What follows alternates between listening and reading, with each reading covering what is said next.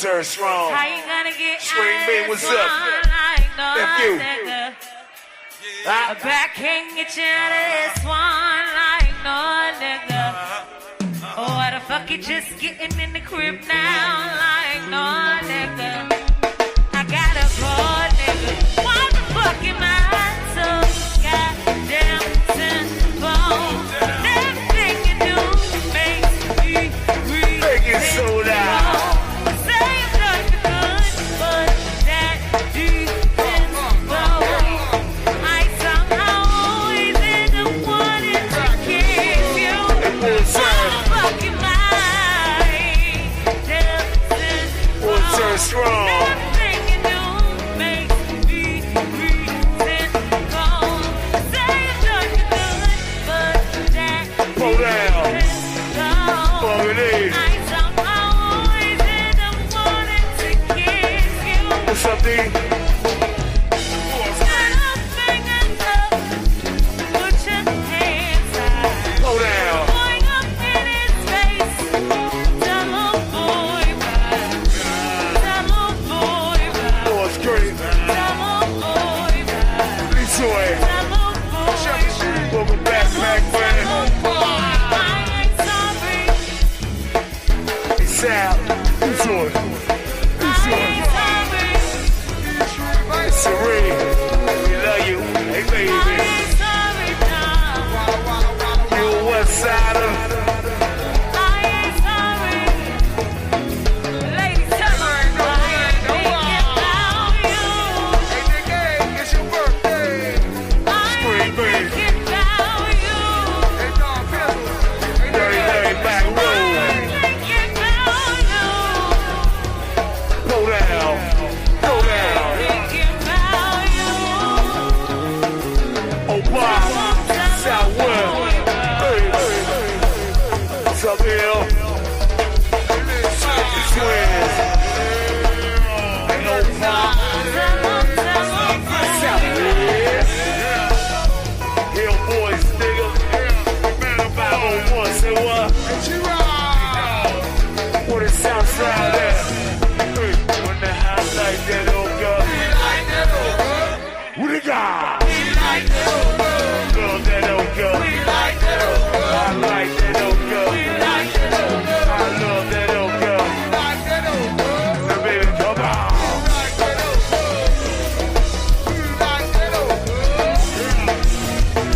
Well, now, I like that. You know me. I like that.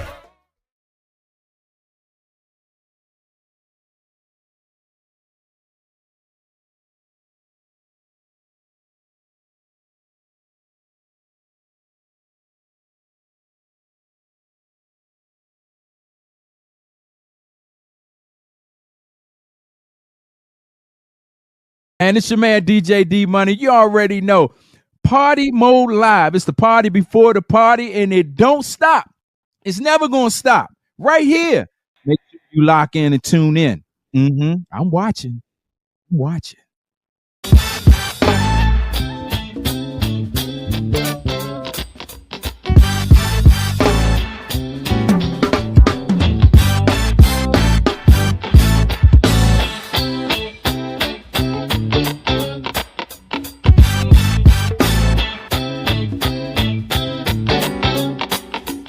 All eyes on Rob.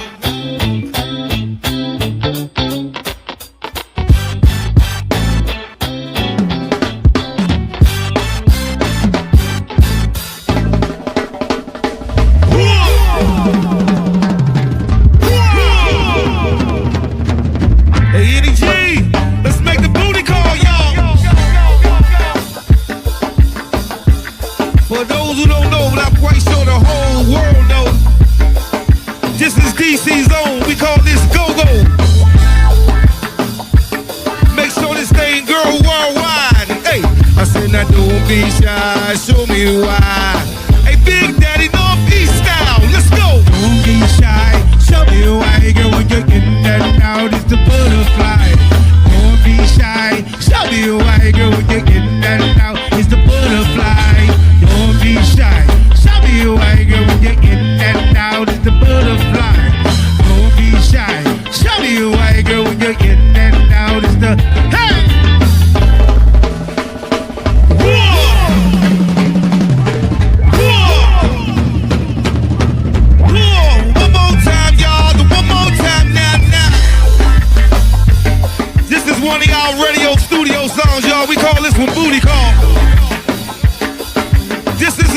one right here, y'all, for Big Bad Northeast Groovers.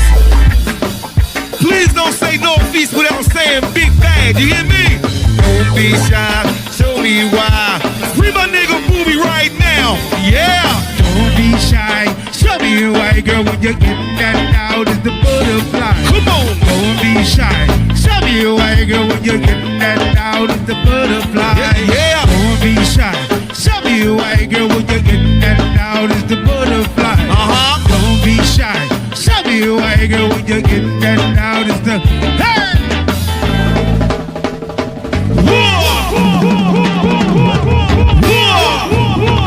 For the ladies, Big Daddy.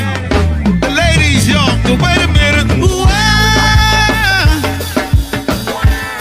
Hey, give me the body. Give me the oh. Hey, Lord have mercy.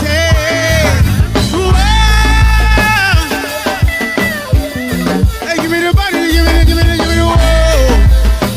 Ain't no way, Chris. Ain't no way, Chris. Come on. Cause my ride just came. It just buzzed the front gate. Thank God you came. How many more days should I wait? I made plans for you, and I won't let them fall through. Hey!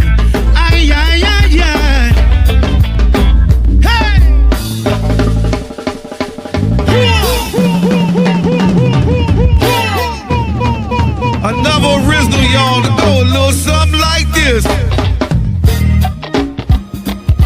All my honeys, they came to swim, yes indeed. All my fellas, they came to swim, yes indeed. My NEG family, hey, they came to swim. Go on and play that song, y'all. Come on, daddy, give me that vibe. Yeah.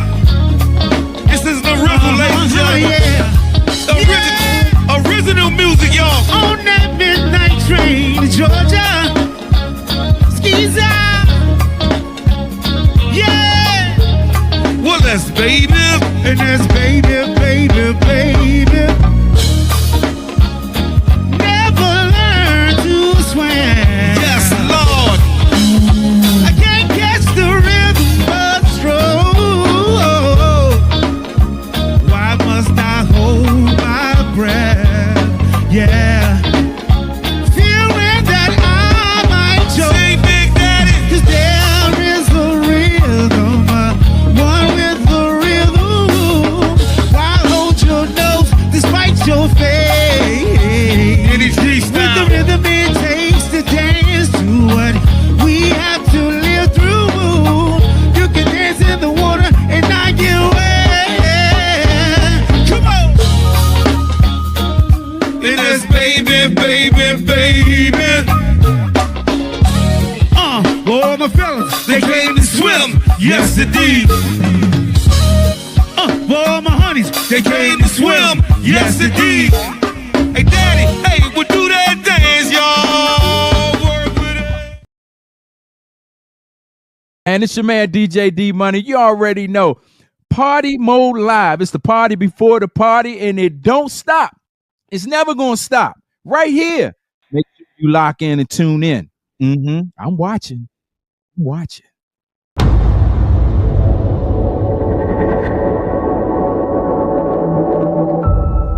There's some things you only learn in a story. Some were with you when you were born. They're in you right from the start. From the start. Well, if it's live or die, I'll live forever. I'll take the world tonight. Is now or never. Not afraid to fly. Ooh, this is my time to rise. Rise.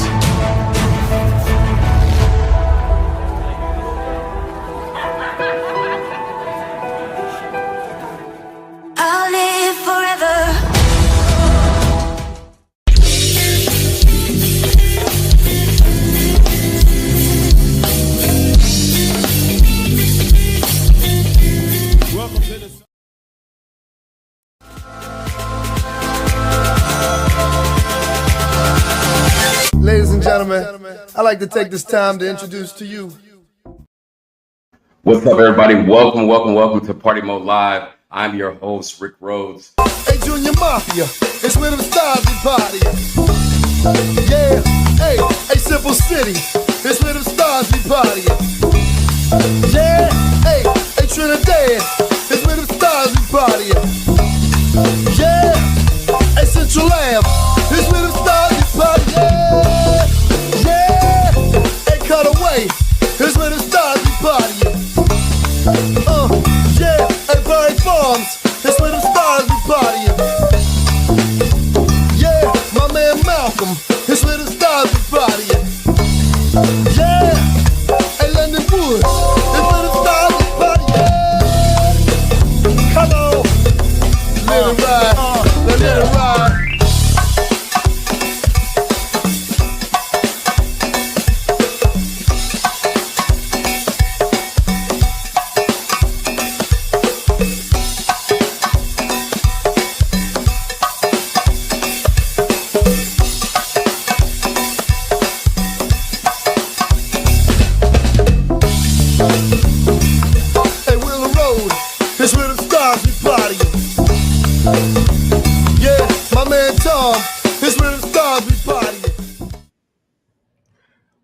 Welcome to Party Mode Live. I'm your host, Rick Rhodes. Welcome back to another Wednesday. This Wednesday, we'll have Philippe Andre.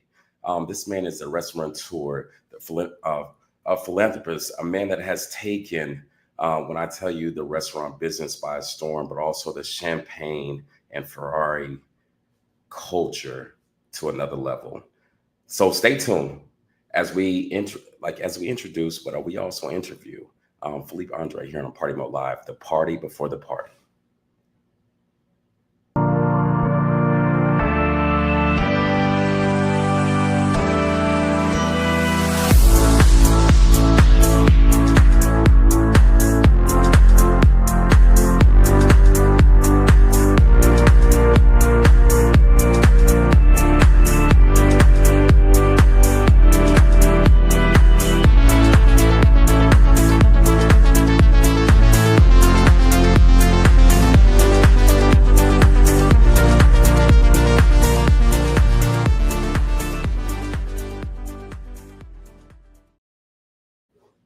Philippe, can you hear me? Hold on. Philippe? Yes, sir. What's up, my brother? How are you? I'm great, man. Thanks so much for having me. Proud to be here with you. I appreciate you being on the show. So hold on, where are you exactly? Because this looks very tropic. I hear whisking the champagne and stuff. Tell me where you at. Yeah, I'm actually back hometown Chicago. We make it look a little more Miami than it probably is, but we're excited for an epic summer. Weather's starting to turn here, and I can't wait to get out and get it in. Man, I hear you. Speaking of getting out and get it in, so listen, to let everybody know, we met, about 3 years ago now, right? Yeah. I think it's going on. And I think we have been doing some stuff on social media. And when we saw each other, Philippe's like, Rick Rose. I'm like, Philippe. And it's been epic ever since. You've done so much all around the world, right? Coming from your upbringing in the restaurant business, and now, the rare brand, right? Because I'm just not going to say champagne or anything, the rare brand, right? There you go. There it is. Never leave home without it. Right? Yeah. So look, Henry Party Mode Live, owner and program, he said, man, tell you guys, send me one of those bottles. Yes. Coming to a party near you.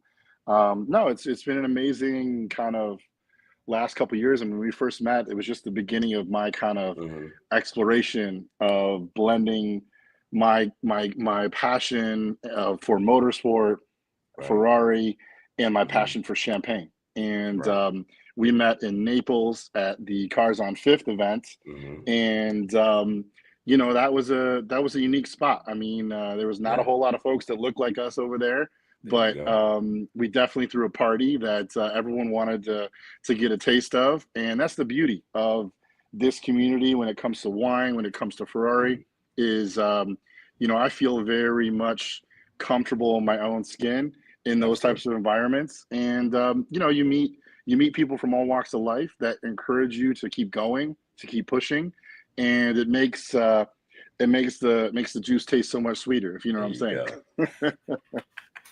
Absolutely, my brother. Absolutely. So, you know, you got your beginning in the restaurant industry. So tell the people a little bit about your upbringing, but also, you know, the influence of your father in that and where you are, you know, in that process now. Yeah. So grew up in Evanston, Illinois, which is a little suburb town just north of Chicago, on the lake. So we're about 35 minutes north of the city. And had an opportunity to, you know, go to college like everyone else. I was very fortunate to have the support financially from my parents, as well as have an opportunity at an institution that wanted me to be a student athlete. At the same time, I wasn't so sure what college would do for me in the classroom, or more importantly, later than college. But what I grew up in was small business lifestyle. And my parents opened a restaurant in Evanston in 1989, and grew up in that business. I mean, I'm what you call a restaurant brat. So after school, I was being dropped off at the restaurant. I saw the hard work and effort that it takes to build a business from scratch. I've seen the challenges and ups and downs financially when, you know, when you have no money coming in, you got to reinvest in the business. You know, you want to replace or elevate something in your four walls. It comes out of, you know, your pocket first, before it comes out of the, you know, the business. And so that's an interesting kind of dream, is to start a small business that is profitable, that also becomes a foundation for your family, foundation for the future of your family. And, you know, I'm very proud to be a firsthand witness to that. At the same time, proud to be a product of that. It gave me an opportunity on so many levels to explore the world, to travel, to learn culture, to share my own passions, my culture. And at the same time, it gave me the ability to fall back on things. And I mean, I could go out there and try something radically, knowing that I had the ability to go back and, like, I could always have a job waiting for me if I needed to, you know? And so that gave me the financial freedom and confidence professionally to take risks, to go for the thing that I believed in, the thing that I dreamed in. And, you know, I realized very early on that college and the university wasn't for me. I saw how much it cost, and I didn't really see the return on that. And so quickly jumped back into the workforce and worked at my family's restaurant. And I started doing anything and everything that needed to be done. But more importantly, it was an opportunity for me to learn even more closely from my parents about small business. And really, that's what brought me to wine. I remember the nights of really being able to ask questions of my dad to say, hey, like, why did you pick this wine for the restaurant versus this? And at that time, this was a moment where my father was investing heavily in wine for the restaurant. He believed thoroughly that, you know, a wine list deserved to be of a stature to replicate, you know, what he was doing in the kitchen. And so for him, he wanted the world's greatest wines to be accessible to his guests, to further raise the level of hospitality for them walking in the door. At the same time, it's an investment. You know, we're selling wine as another way to raise capital and to make money for the business. So it's twofold. It's you're raising an experience, you're providing something unique for the guests. At the same time, it's very profitable for the restaurant industry to do that. So I saw all this, and it took me a while to really kind of grasp it. But there was a moment where I'll never forget. After many nights, I want to say a couple of years of tasting with my dad, after a long night, I felt confident to speak about what I was experiencing, and I felt safe in that environment. And I just remember that so intimately, because I feel like, you know, as a young person of color, there's very few instances where you can really feel confident or safe when you're in a room of you know, white people who are professionals. And I just remember feeling like, you know what, it doesn't matter what they think. It's more about what I feel. And I just felt like there is this truth to wine that is liberating. And I knew that there was something there that I wanted to dive into further. And I read every book I possibly could. I tasted every wine I possibly could.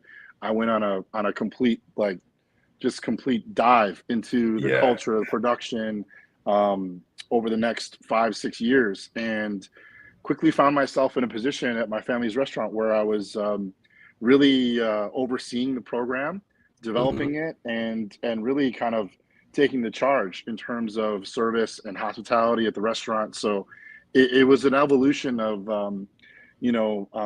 trial and error, trial by fire, I guess you could say. But it just was so authentic and genuine that I feel like that just continued to reward me with experiences and meeting people that they believed in me, they believed in my passion, and they thrived off of it. And it just became this like flashpoint of like, wow, this is my calling. And like, this is so special to give it back to my family's business and to be a part of it, to grow it and to elevate it. And to eventually leave my kind of mark on it when I did decide to leave the business. So, it's a crazy start. I went from, mopping floors and washing dishes to wearing a suit, a Tom Ford suit, and tasting, unique burgundies and champagnes with customers every night. That was the elevation, the glow up, I guess you could say. For sure. But it was hard work though, right? So it's, for everybody that's listening and, the younger people that are listening in, like the story that you just told, this was years and years of hard work. This is years and years of, in many instances, people that are in the restaurant business. And, I've experienced this, of late with one of my clients and who's also, some of my good friends. The restaurant business isn't an easy business in itself.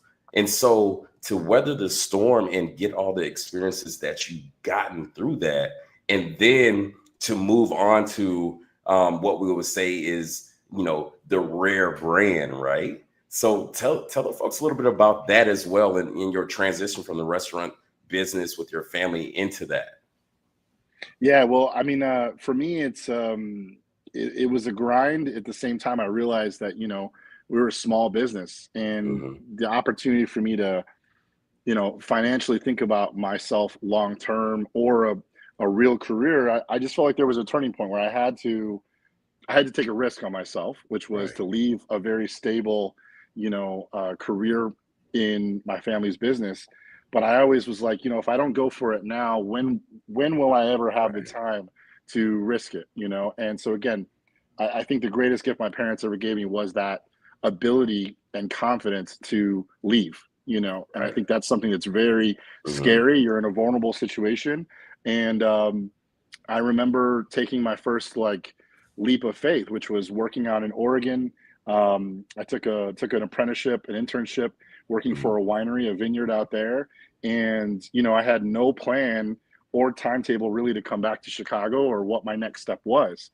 But I knew I needed to have this experience. I knew I needed to have some type of real world, unique moment outside of the restaurant business to show me, what is this wine world? What is possible with it? And is there something here to it that I'm, am I right in this decision or not? So, took a job working harvest in Oregon, and, blew my world, just kind of the experiences, the community, and also really being able to talk with people about other roles in the industry. So basically I didn't really know what else was out there. From my perspective, working at the restaurant, I met people who were either winemakers, owners of the winery. They were either distributors or importers, all pretty much in sales. So I didn't know anything other than sales. I wanted to learn more about marketing. I wanted to learn more about production. I wanted to learn more about distribution. So, I had to finagle a way to get my foot in the door. But the number one thing I knew I could do was work hard and show up. And so took the opportunity in Oregon, ended up finding a role to come back to Chicago, working for a wine auction house. So I got tied into retail wine sales and private client auction work. So working with collectors from all around the world, helping them kind of collect wines and source wines from all over the best collections in the world. So that was kind of like, you know, a dive. I went from the farms to basically to like, you know, the boutique in Rodeo Drive, you know, like it went from really the vineyard to the front and center, like this is the big show, you know. And let me interrupt you, because you say this so smooth, but people that are in the industry, they understand the level and the magnitude of what you're talking about. So for everybody that's listening, this dude went from, you know, the beginnings to literally, like he said, dealing with collectors. And if a lot of people know, you know, what some wines and champagnes go for, right? Yep. And people that are in that industry, people like you are chosen to be in that industry because you know what you're doing. Yeah. You have the understanding of what you're doing. Am I right or wrong? Yeah, 100%. I mean, I would like to say that, you know, all of these roles that I've been fortunate to be in, they were all pretty much, I was recruited, you know. And this industry is very incestuous. It's also a very small circle. So, you know, for me, it was like, I didn't really know a whole lot of people, but I knew how to work hard, and I knew what I was talking about when it came to wine. So I literally had to trust myself and put myself out there, and I had to go and sell myself. I had to go, you know, show what I could do on the job. At the same time, you know, I may have told some folks I could do some things that I didn't know 100% I could do, but I believed in myself so much that I knew I could pull it off, probably better than anyone else. And so to your point, I went from, you know, the scrubbing, you know, a floor in a warehouse at a vineyard to again wearing a suit on the floor of a multi-million-dollar auction. I mean, it's just it's complete polarized and opposite. That's why I said give people that perspective. Like that's huge. Like it's not just you say it so smooth because it's a part of your story, and I know you've told this multiple different times. But for people that are in your industry, but also, you know, for people, you know, that look like you, look like me, people that aren't from, you know, that true essence of that culture and haven't grown up in that aspect of life, like give them that. That's what I was saying. They need to hear that level of elevation and in so many ways that prestige in which you were, you know, ushered into. Yeah, I think it's, when I look back on it, it's fascinating because I've really been very strategic about my moves, but at the same time, like I've been asked to do a lot of random things, you know, and I can't, you know, stress that enough, because what I'm doing right now, the work I'm doing is really tapping into everything that I've learned, whether it's, you know, small business etiquette, hard work, to corporate etiquette and running and managing a team at the same time of like building a brand from scratch, you know, and talking about, you know, this is a strategic plan that we're going to execute virtually and then now in person, and then logistics of like how to get wine across state lines and how to, you know, do all that. So it's fascinating to see this evolution of myself professionally, but it would have never happened without that support and foundation that my parents, you know, offered to me. It's such an incredible luxury. And I would think about that all the time. Is like, look, I have to go for it. They gave me the confidence to walk in the room and be proud of who I am and what I learned from them.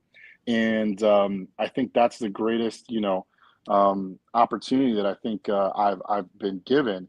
It's just been up to me to walk to the door and be you know, confident and be honest about who I am. I think that's what our industry has really thrived off of. Is you meet a lot of people who are, you know, clearly their intentions are one thing, and that's okay. You know, we're in a transactional world. Like this is not a free, you know, a free party. Like everybody has to show up for something, right? But at the same time, I think what I've been really fortunate to do is, I think my connection with a lot of my clients or friends are very authentic. And that's, I think, something that my parents taught me early on when it comes to hospitality. You know, like for me, it's not about like, what did you buy from me today? It's like, you know, did we have a do we have an opportunity to collaborate on something in the future? And I think that for me has been more exciting and special to see.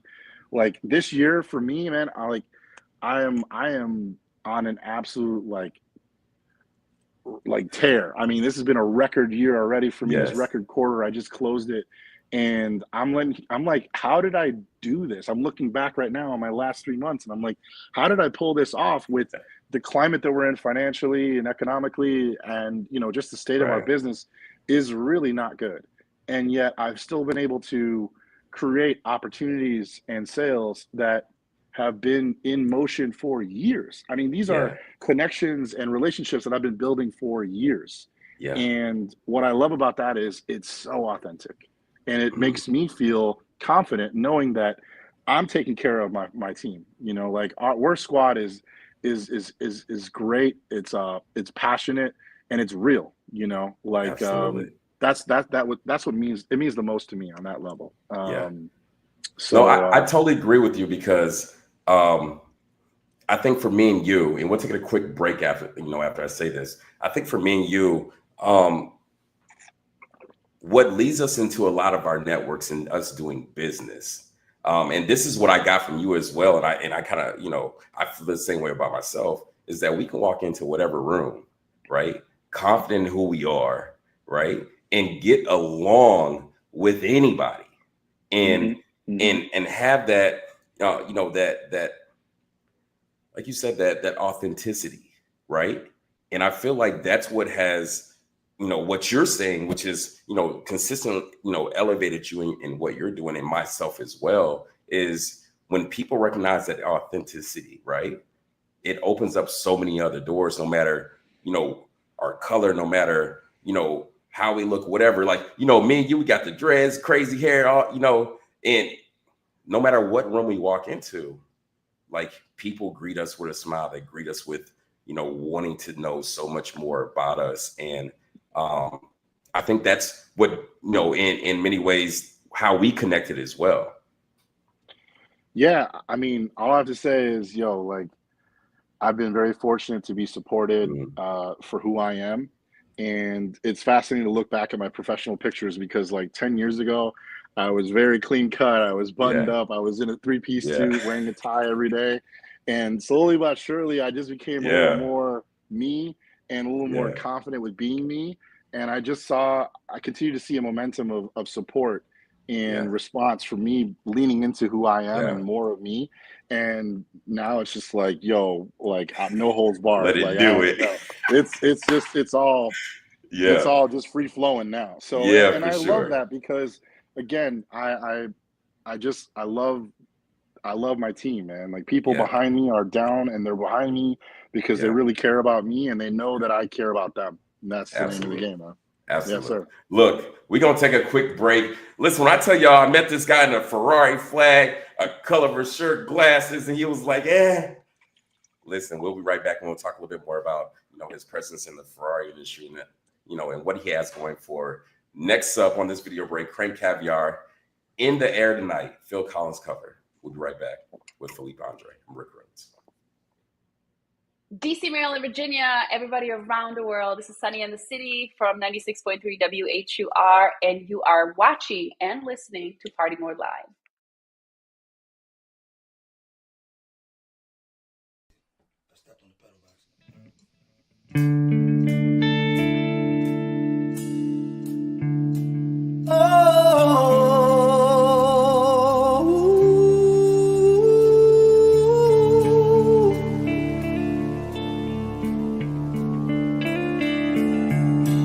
I can feel it coming in the air tonight.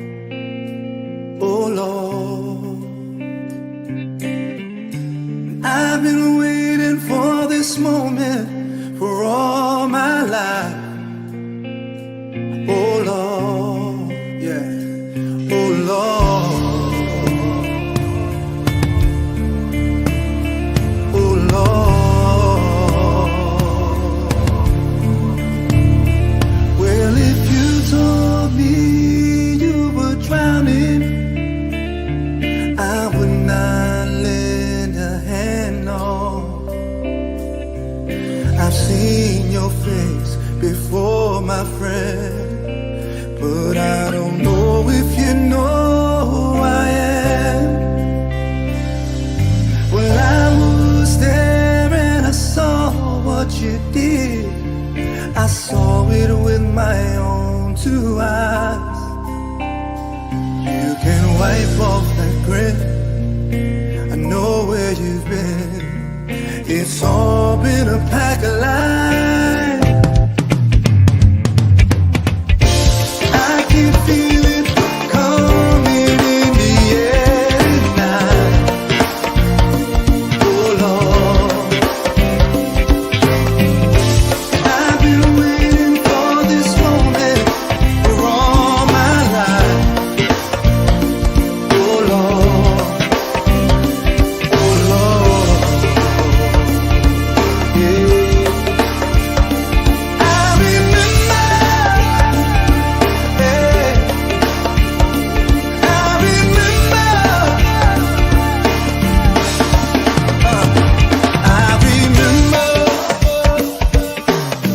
remember the very, very. How could I ever forget? It's the first time, the last time when we ever met. But I know the reason why you keep the silence up. No reason for me, baby, 'cause the hurt doesn't show, but the pain still grows. No secret for you and me. Hey, I can feel it coming in the air tonight. Oh Lord, I've been waiting for this moment for all my life. Oh Lord, oh Lord, I remember, yeah, I remember, yeah, hold it. We go up, up, we go down, down, we go up, up, we go down, down, we go up, up, we go down, down. Hello, we go up, up, hey God, I remember.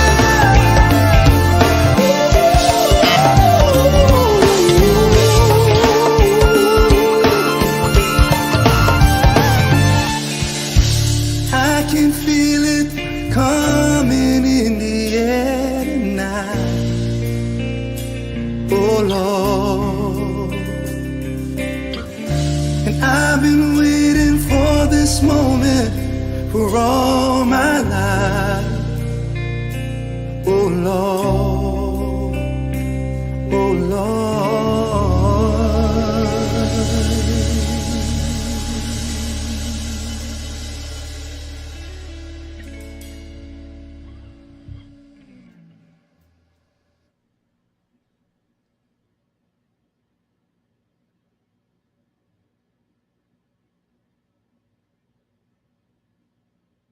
What's up, everybody? Welcome back to Party Mode Live. That was Crane Caviar with the Phil Collins cover in the air tonight. Man, they do such an amazing job. I can't wait to see them in person. So, Philippe, I alluded to, your Ferrari coach. I see you got the Ferrari on you right now. And I told everybody, whenever I first met you had the Ferrari flag on you. Like, when people see you in person, you're bigger than life, right? Like your persona, what they see on social media is who you get in person. It's not just how they say for their gram, right? Or for social media, like the flair, the personality, like that's who you are. Like, down here in South Florida, you got, 40, 40 under 40 with Gulf Shore magazine. And, they highlighted so many different things, but, they really touched on because you are bigger than life when it comes to you know, interacting with the Ferrari clubs and being a part of that scene. So give people, you know, some feedback on that, but give people like, you know, your experience being, you know, within that Ferrari culture.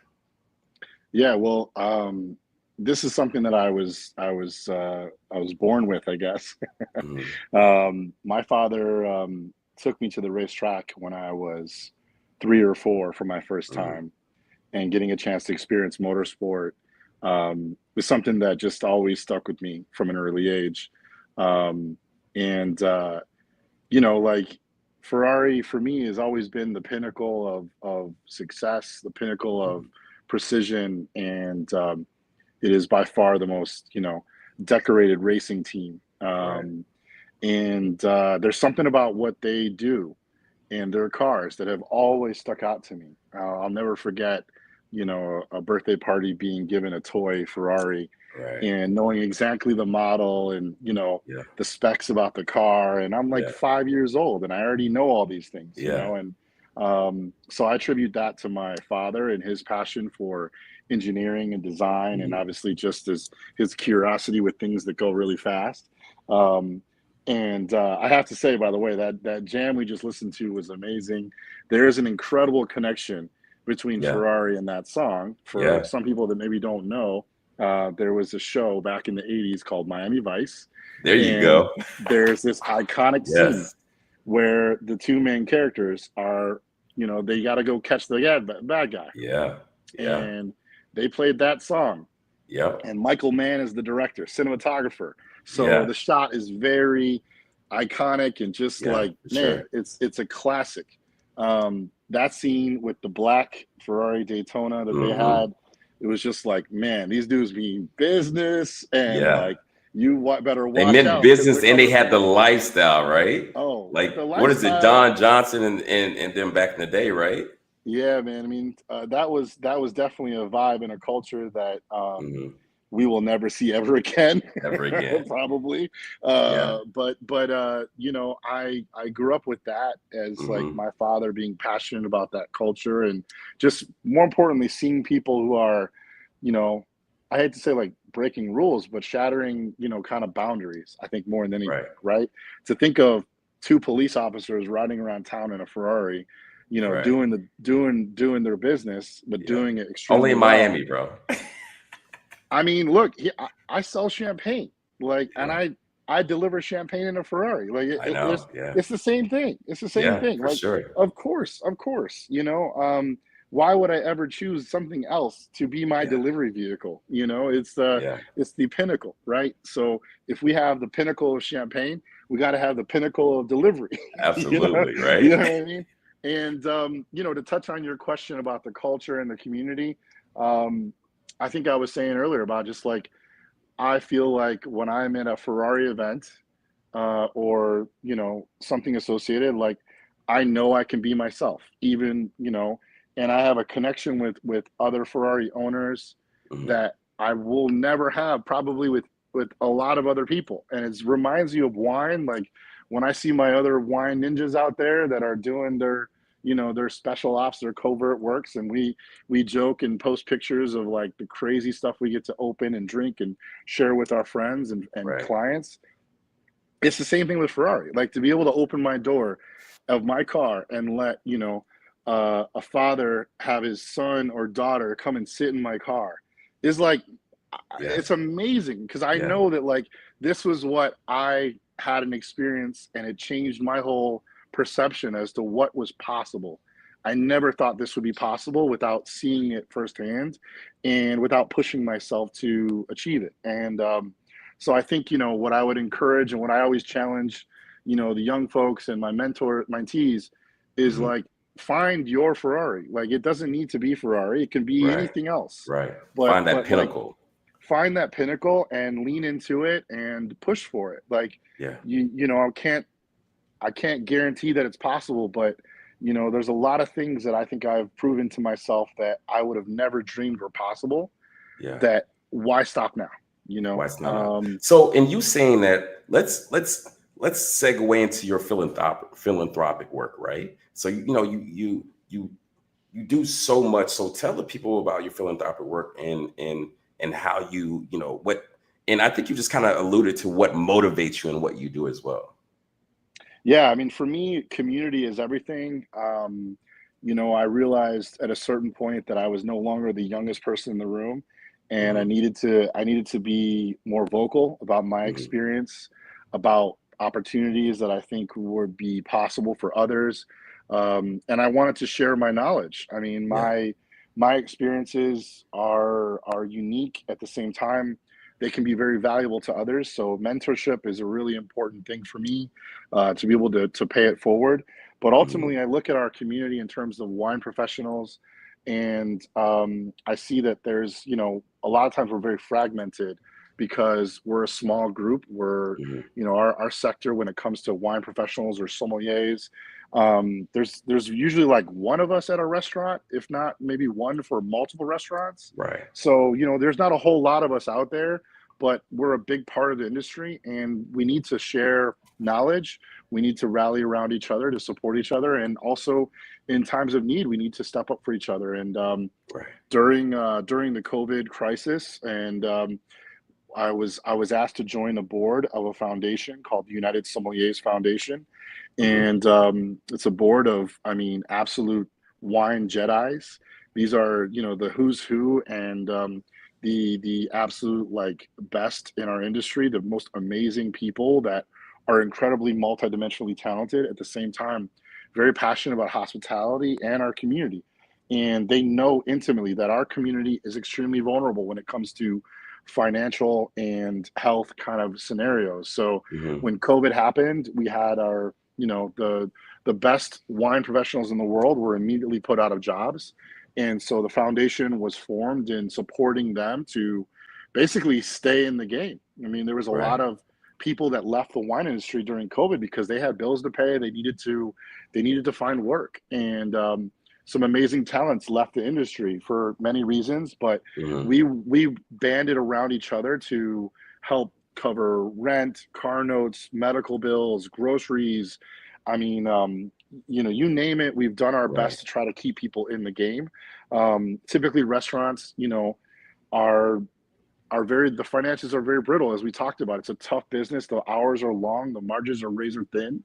And so to have a sommelier and to pay them probably what they really do for the business never really happens. You know, the sommeliers are usually the key person that controls the wine sales. And so if your business is doing, you know, anywhere from 5 to multiple millions of dollars a year in wine sales, it's probably because you have a sommelier or multiple sommeliers that are actually there to facilitate the education and sale of wine, you know. So you know, we bonded together in this time of need, and so far we've raised over $2 million that we've been very fortunate to allocate to our wine profession. And this is all money coming from direct collector donors who are people are passionate about our industry and our craft, to vineyards and importers that see the necessity, you know, of stepping up and being involved. So obviously COVID was the big issue, but we see natural disaster after disaster, and we're really trying to create a foundation financially and from a knowledge base to make sure that, you know, our wine profession and our culture is preserved.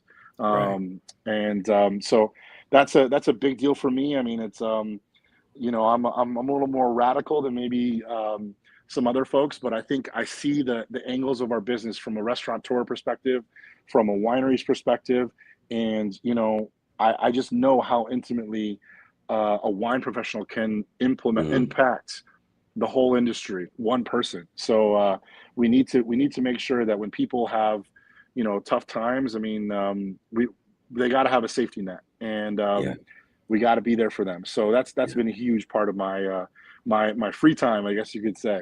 But more importantly, just extremely rewarding to be able to give back to our community. Yeah, for sure. And that's huge. You know, I've read a lot of different things in when it comes in regards to, you know, you guys' work and how you guys help each other out. My thing is now, being that, you know, technology plays a major point in how, multiple different things are operating within, across industries and stuff. How has AI, I know for me, marketing, AI, for my media, my media alert press, from our, even, Party Mode Live, AI has played a major role. How has that affected you, and has it affected you in a good way or a bad way in your industry? I think the wine industry is something that is, I think, a late adopter to technology. I mean, we're just a small sector. What I envision seeing AI implement, like immediately kind of integrate into our world, is content creation in terms of dialogue. I mean, I have a dear friend of mine who was presenting my wines at one of his events, and I wasn't able to be there. And he was like, hey, I just spit this into ChatGPT, like, hey, what are the key points about Charles Heidsieck champagne that I should share? And he shared that with me. Yeah. And I mean, it was crazy, right? It was amazing to hear what it gave him, and to see all the different things that, if even myself, as someone who has represented this winery now for almost 7 years, like, I would have to dig to find these things. Yeah. And for him to have that spit out so quickly, I was like, wow, like, y'all are about to replace me really quickly.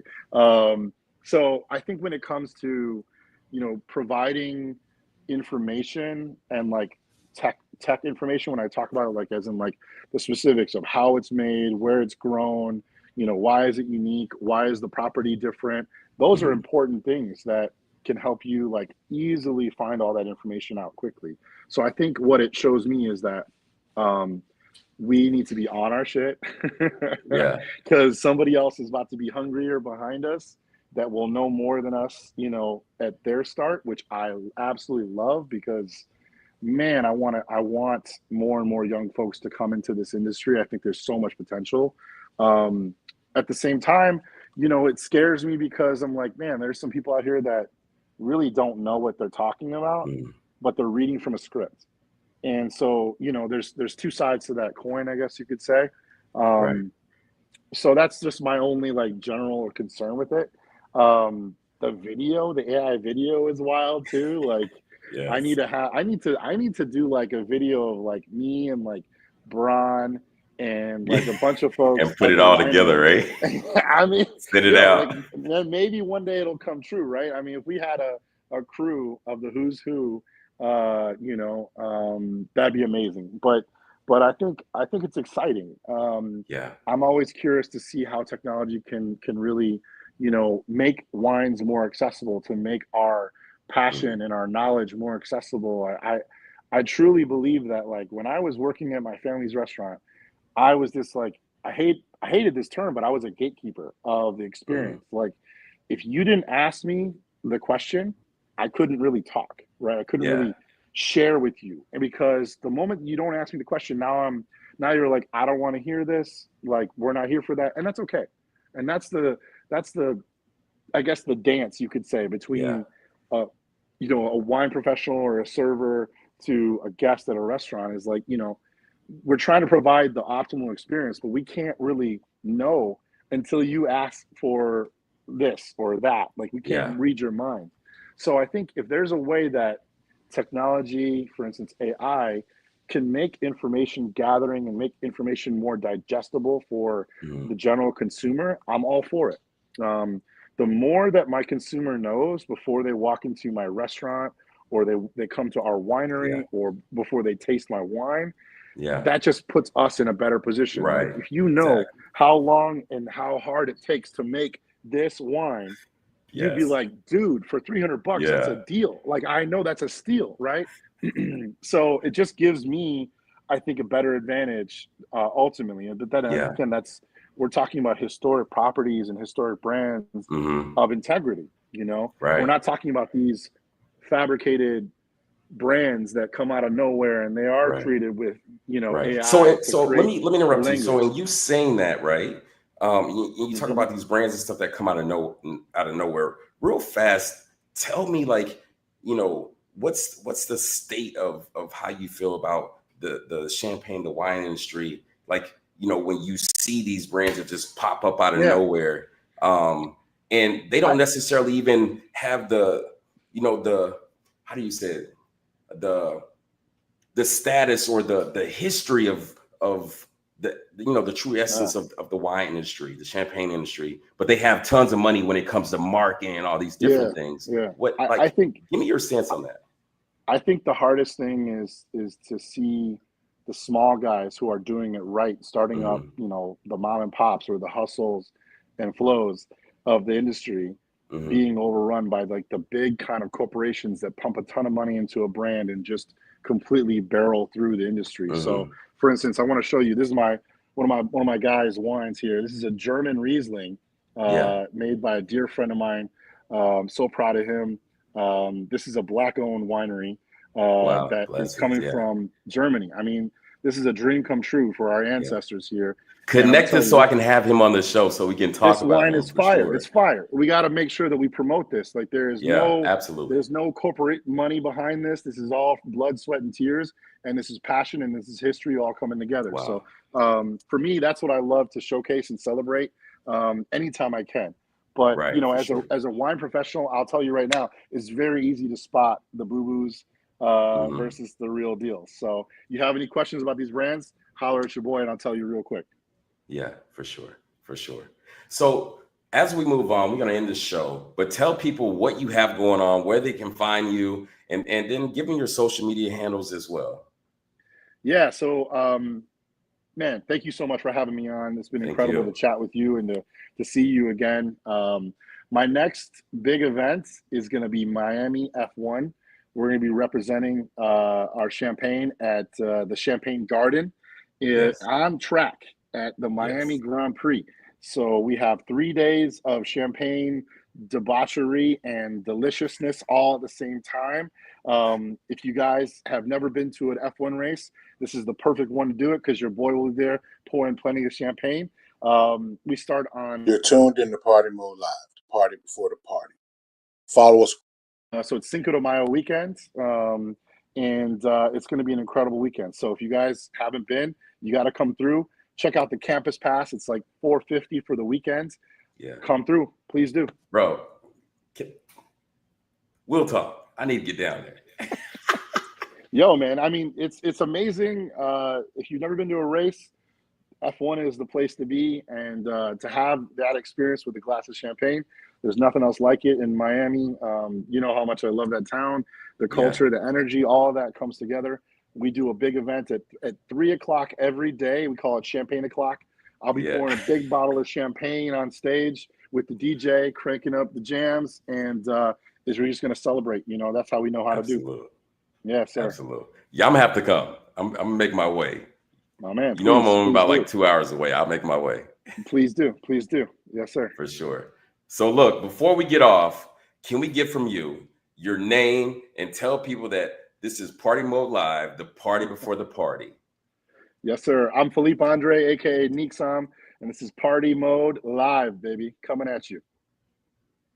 My brother. The party before the party. Listen, we're going to go to a quick video. Listen, we want to thank our sponsors, Metropolitan Living Realty Group, where you find your ideal lifestyle. But most of all, we want to also thank Philippe Andre. Listen, this is a great thank you from me and my team and stuff. Listen, you keep holding that bottle of Henry's, like, send him a bottle, man. There you are. Ferrari and Rare. Let's go. Can't beat it. It moves in unison. Listen, this dude, Philippe Andre, amazing person. If you guys ever see him in person, shake this man's hand, give him a high five. Energy is always amazing. Many blessings to you and your family and stuff. I know you just had a little one and everything. So many blessings to you and your family. My brother, I appreciate you coming on. I'll give you a yell once I'm off this air.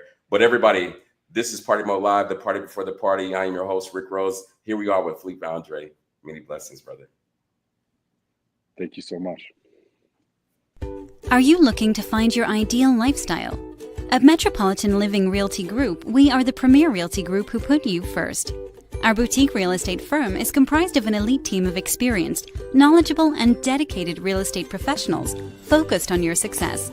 With our unique blend of cutting-edge thinking and highly personal real estate representation, we simply enjoy assisting our clients find their ideal lifestyle through home ownership. Contact us today.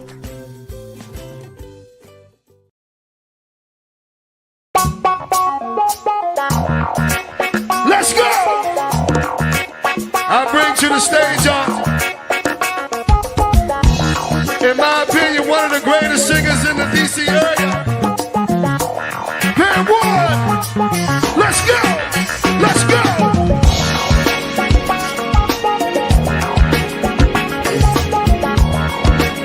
Y'all feeling alright? Oh, wait a minute. Are y'all feeling alright? Where my Aries at? I know y'all gonna cut up. That's right. Aries like me and Mickey.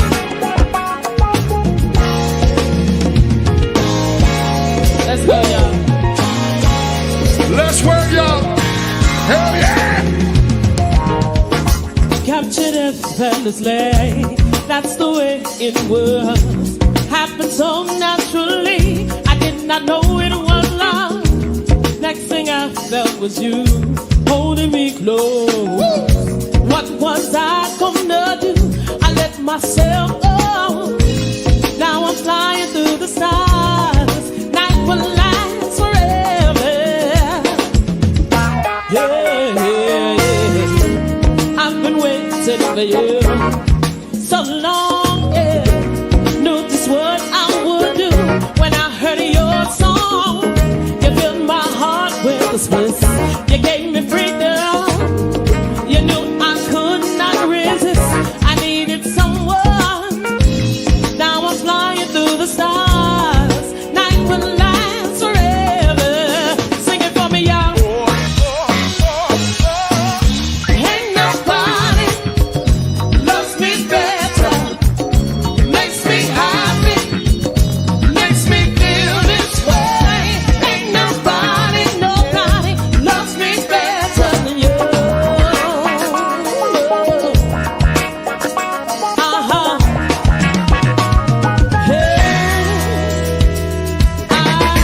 When the night time to come to me, can't believe I'm the one. Must be lonely. Felt like no one could feel. I'm dreaming. Want this dream to be real. Need this feeling. Make my wish upon a star.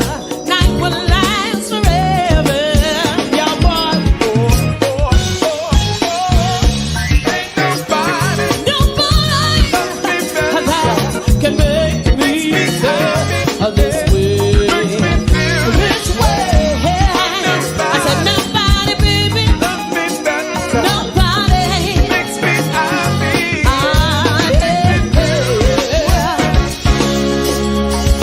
First you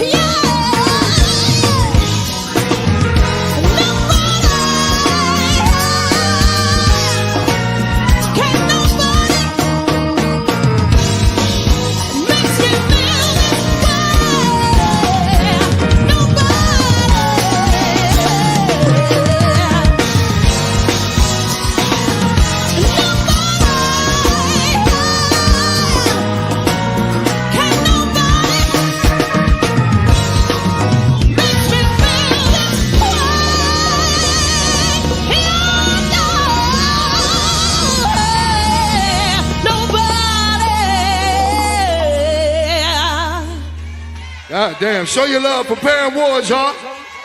She came to sing tonight. Show your love for Pam Ward. Thank you.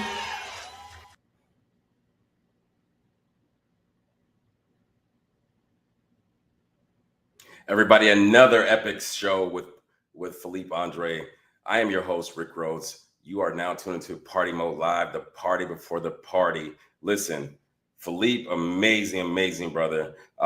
Henry, again, thank you for all your programming and everything that you do.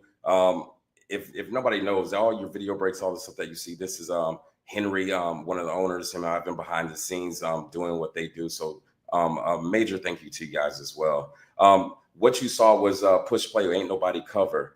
And that video break was brought to you by Metropolitan Living Group, where you find your local lifestyle. So listen, again, I'm your host, Rick Rhodes. We'll be back next week with another amazing guest.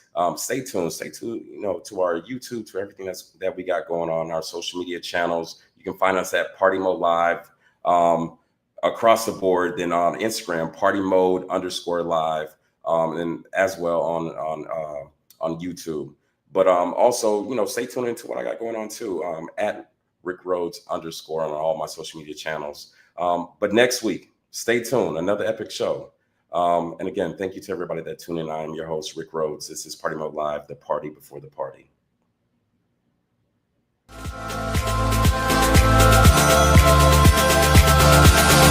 Ladies and gentlemen, I'd like to take this time to introduce to you. What's up, everybody? Welcome to Party Mode Live. I'm your host, Rick Rhodes. Hey, Junior Mafia, it's where them stars we party. Yeah, hey, Simple City, it's where them stars we party. Yeah, hey, Trinidad, it's where them stars we party.